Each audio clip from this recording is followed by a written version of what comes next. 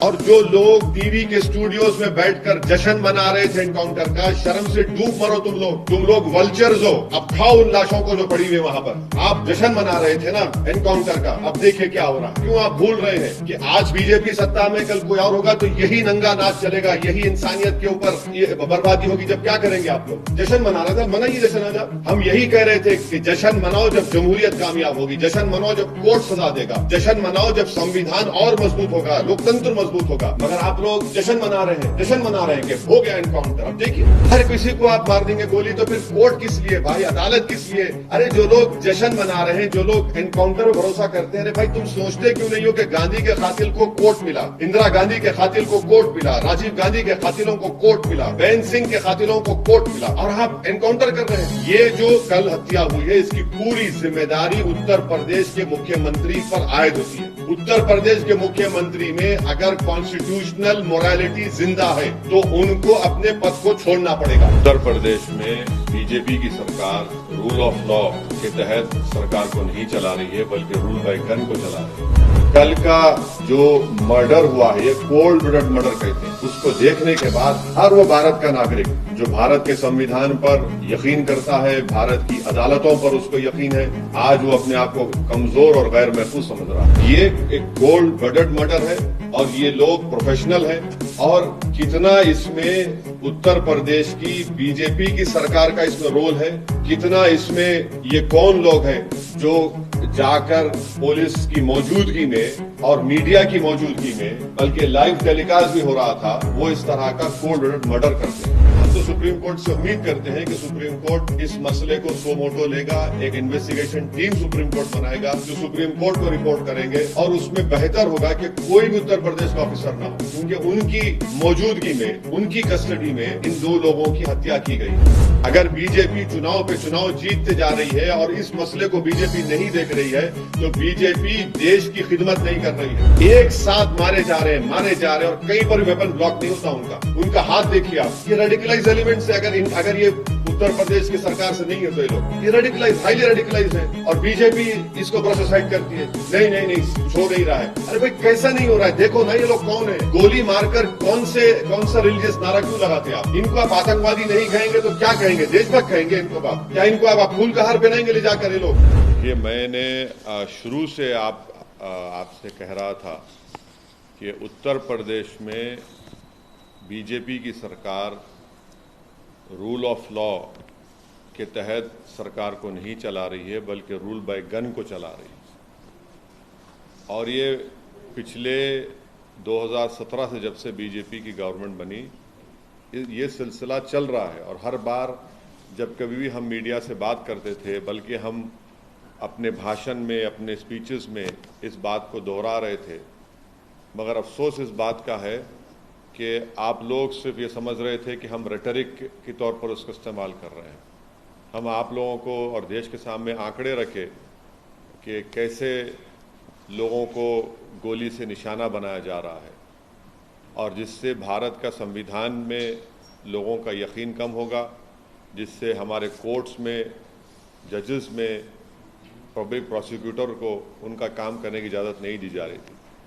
तो ये हुआ, और हम इसका, मेरे पास अल्फाज नहीं है इसका कंडेम करने के लिए, इसकी मजम्मत करने के लिए। मगर एक बात यकीनी है कि ना सिर्फ भारत के मुसलमान, बल्कि पूरे भारत के वो सिटीजन्स जो रूल ऑफ लॉ पर यकीन करते हैं, जो कोर्ट्स पर यकीन करते हैं, जो संविधान पर यकीन करते हैं, वो आज अपने आप को कल की इस दरिंदगी और बेदर्दी के साथ जिन लोगों को मारा गया, जो जुडिशियल कस्टडी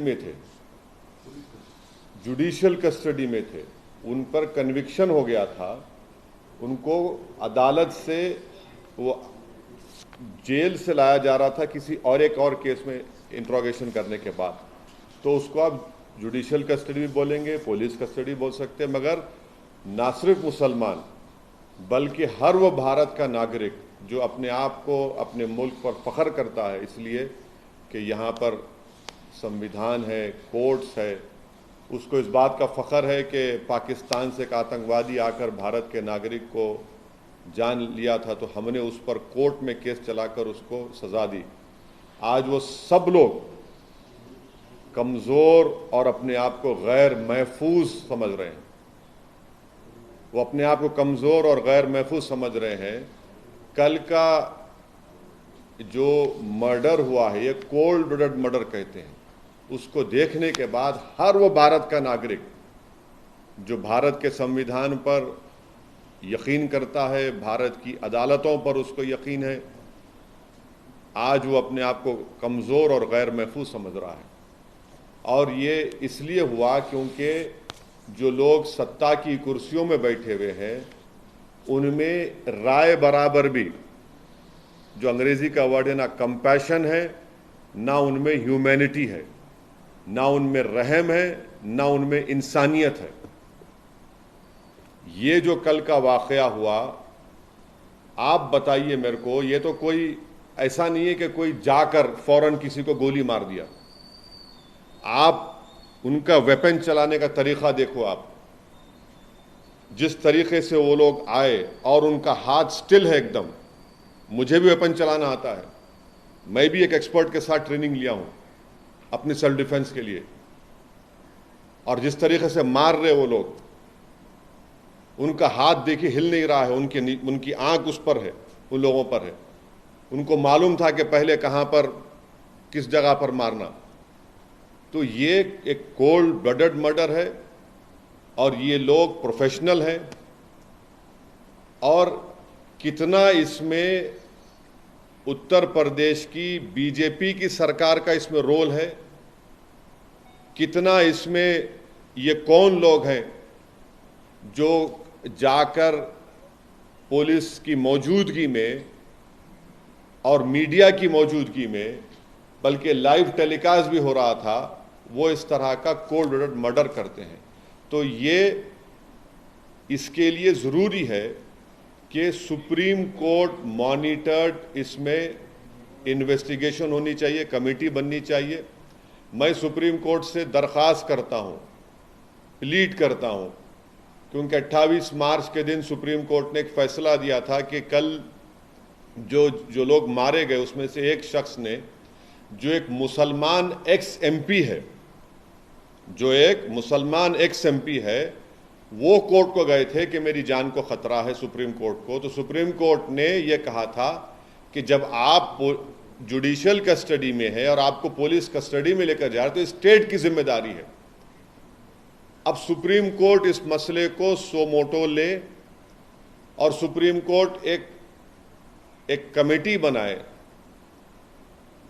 सुप्रीम कोर्ट एक इन्वेस्टिगेशन टीम बनाए, टाइम बाउंड तरीके से उनको टाइम दिया जाए और उस इन्वेस्टिगेशन टीम में उत्तर प्रदेश का कोई भी ऑफिसर ना हो। एक टाइम बाउंड तरीके से वो इन्वेस्टिगेशन टीम बननी चाहिए जो सुप्रीम कोर्ट को रिपोर्ट करे और एक टाइम बाउंड मैनर में वो इन्वेस्टिगेशन मुकम्मल होना चाहिए।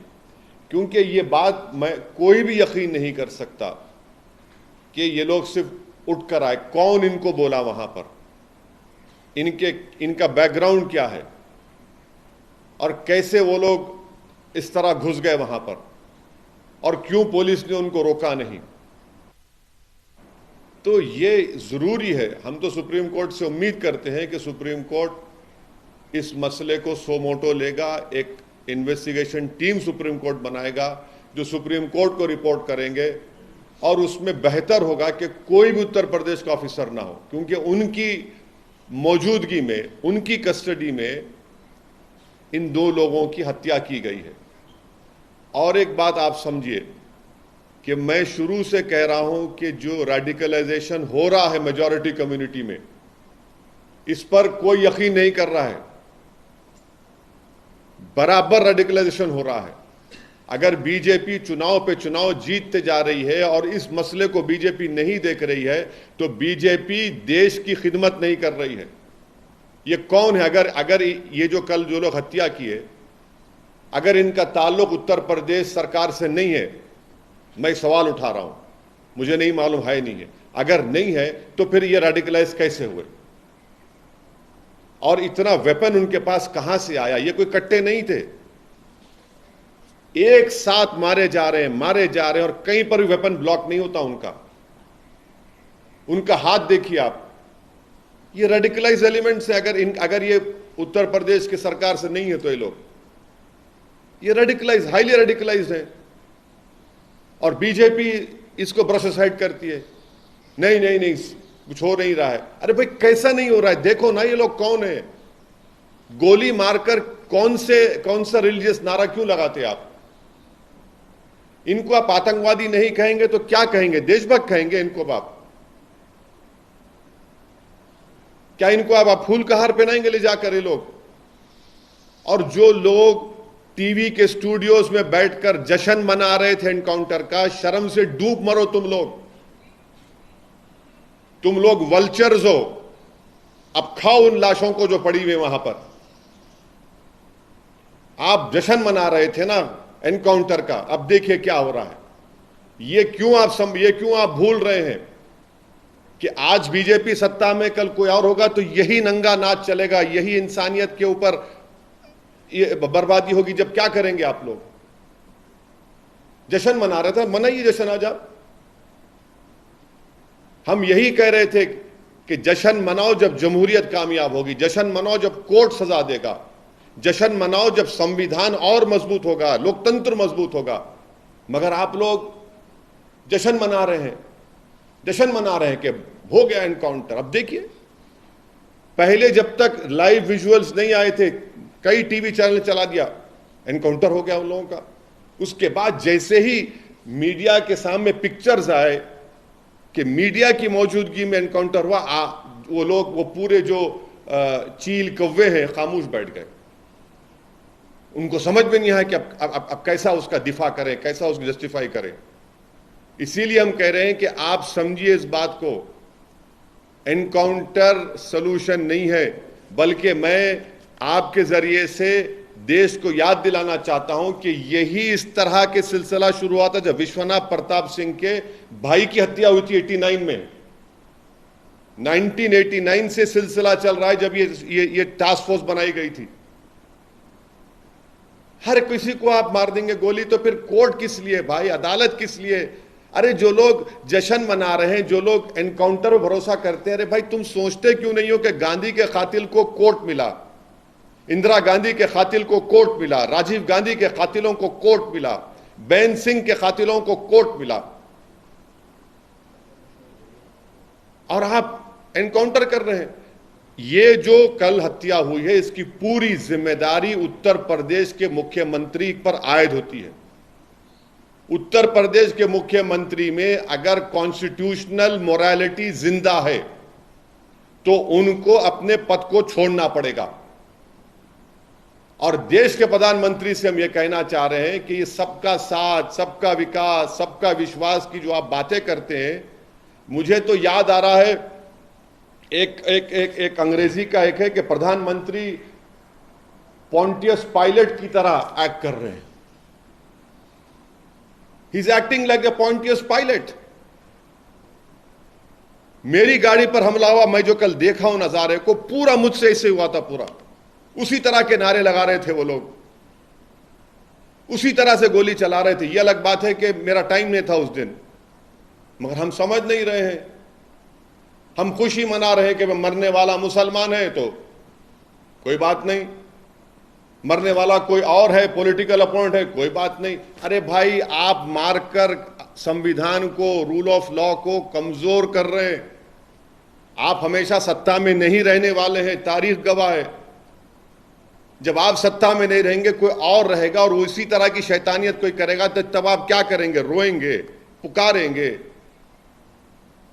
तो हम यह डिमांड करते हैं कि ये पूरी जिम्मेदारी उत्तर प्रदेश के मुख्यमंत्री पर आती है, क्योंकि उन्होंने उत्तर प्रदेश की विधानसभा में खड़े होकर कहा था कि मिट्टी में मिला देंगे। देखो आपने ये कहा ना, ये कोई जबान है एक देश के सबसे बड़े प्रदेश के मुख्यमंत्री की, जो बीजेपी के लोग उनको नरेंद्र मोदी के बाद या उनसे पहले प्रधानमंत्री बनाना चाहते हैं। शायद 2024 में बना देंगे या 29 में, नहीं मालूम, या प्रोजेक्ट कर देंगे। ये जबान है, एक मुख्यमंत्री की जबान होती है क्या? बताइए आप। नहीं, एक मिनट सुनिए, मुझे मुकम्मल करने दीजिए। हम डिमांड ये करते हैं कि उत्तर प्रदेश के मुख्यमंत्री इस्तीफा दें। दूसरा में डिमांड करते हैं कि सुप्रीम कोर्ट एक इन्वेस्टिगेशन टीम को बनाए, सुमोटो सुप्रीम कोर्ट ले, हम प्लीड करते सुप्रीम कोर्ट से। ये उसी वक्त रुकेगा जब नहीं रुकेगा, वरना ये चलता रहेगा। 4 दिन 5 दिन के बाद फिर शुरू हो जाएगा। और वो इन्वेस्टिगेशन टीम में सुप्रीम कोर्ट उन लोगों को रखे जिनका ताल्लुक उत्तर प्रदेश से ना हो, क्योंकि ऊपर से लेकर नीचे तक इसमें लोग होंगे। कहां से इनको हथियार आया, किसने कहा उनको वहां पर जाओ, किसने उनको इस तरह की बातें कही, ये सब चीजें निकलनी चाहिए, टाइम बाउंड। और दूसरी चीज, संविधान में आर्टिकल 311 है, और आर्टिकल 311 के तहत उन तमाम पुलिस ऑफिसर्स को निकालना चाहिए नौकरी से। सस्पेंशन नहीं, बल्कि अंडर संविधान के आर्टिकल 311 के तहत उनको सर्विस से निकालना चाहिए। जब इन्वेस्टिगेशन टीम की रिपोर्ट आ जाएगी टाइम बाउंड मैनर में, सुप्रीम कोर्ट के पास ये एक्स मुस्लिम एक्स एमपी गए थे। सुप्रीम कोर्ट ने कहा कि स्टेट की जिम्मेदारी है, स्टेट ने देखिए क्या क्या हो गया स्टेट के मौजूदगी में। तो ये हमारा डिमांड है, और हम उत्तर प्रदेश के बीजेपी की गवर्नमेंट से अपील करते हैं कि जो मुस्लिम एक्स एमपी का हत्या की गई है, उनके 2 बेटे जुवेनाइल होम में, उनको छोड़े आप। आपके पास राइट है उनको छोड़ने का, ताकि वो अपने वालिद के, मरहूम वालिद के तदफीन में शामिल हो सकें। इतना तो आप कर सकते हैं ना। दूसरा 2 तो खैर उसको बेल लेना पड़ेगा कोर्ट की तरफ। तो जुवेनाइल होम में है 2 बच्चे, छोड़िए उन लोगों को आप। ये ठीक नहीं हो रहा है, हम बोल रहे हैं बार बार, ये उत्तर प्रदेश के लिए ठीक नहीं है, देश के लिए ठीक नहीं। आज हर वो भारत का नागरिक, मुसलमान के साथ जो भी भारत पर फख्र करता है, वो अपने आप को कमजोर और गैर महफूज समझ रहा है।